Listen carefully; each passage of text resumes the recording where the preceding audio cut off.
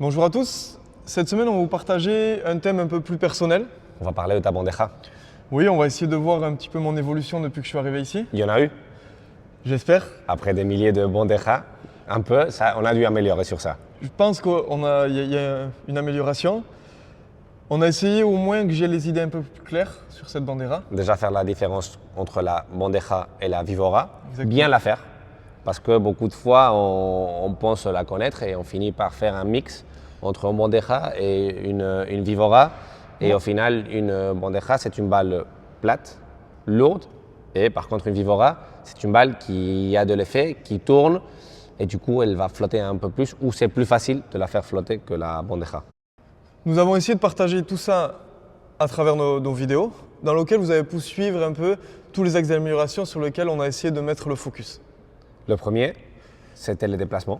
Oui. Très important d'arriver bien à la balle. La bandeja, au final, c'est une des balles qui va nous faire reculer le plus dans le paddle. Dans le paddle, tous les déplacements, normalement, sont petits pour faire une volée, pour faire un coup droit, pour faire presque n'importe quelle balle. Moi, c'est vraiment ça qui a été un peu déclencheur dans ma tête. C'est au niveau de ces exercices de déplacement. Je ne me déplaçais pas du tout bien pour aller à la balle et je ne reculais pas du tout par rapport à la balle.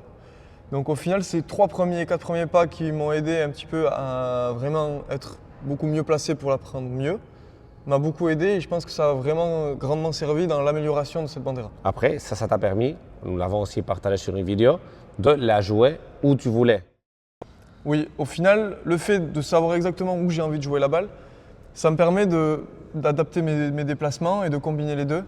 Et je trouve que ces deux choses combinées m'a rendu la chose beaucoup plus facile dans ma bandera. Et une fois arrivé au bon endroit, nous avons une chose de plus, qui est de faire un bon geste. De ça, c'est vrai que nous n'avons pas encore parlé sur une vidéo, ça arrivera peut-être.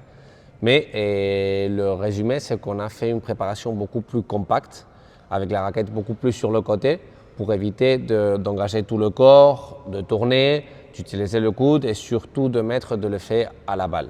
Cela, ça t'a permis aussi de toucher la balle bien devant et maintenant avec beaucoup moins d'efforts, je crois que la balle, elle arrive beaucoup plus vite à l'adversaire. Elle arrive beaucoup plus vite, elle arrive beaucoup plus à plat. Cette préparation beaucoup plus courte m'a permis d'être beaucoup plus précis, avoir beaucoup plus de contrôle.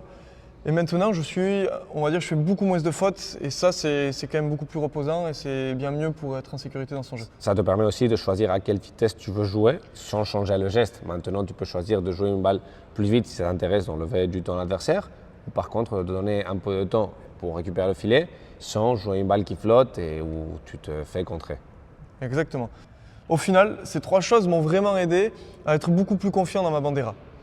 Là où avant, j'avais vraiment du mal et je faisais beaucoup de fautes, j'étais un peu impuissant et au final, ça finissait par des smash ou des frappes où je me faisais contre-attaquer. Là maintenant, j'ai l'impression que je peux rester beaucoup plus longtemps, beaucoup plus en confiance, être beaucoup plus précis, varier mes vitesses. Elle n'est pas encore parfaite, elle est loin d'être parfaite, mais c'est un coup dans lequel je me sens beaucoup plus en confiance. Donc je vous invite à vous partager vous aussi vos blocages que vous avez avec votre bandera. J'espère que moi, mes blocages à vous vont vous aider à mettre en place, vous, des situations pour que vous l'améliorez. Heureusement, tu en as quelques-uns. Oui. Il nous en reste, ne vous inquiétez pas, on en a plus, on va vous partager plus de corrections. Et sur d'autres coups aussi.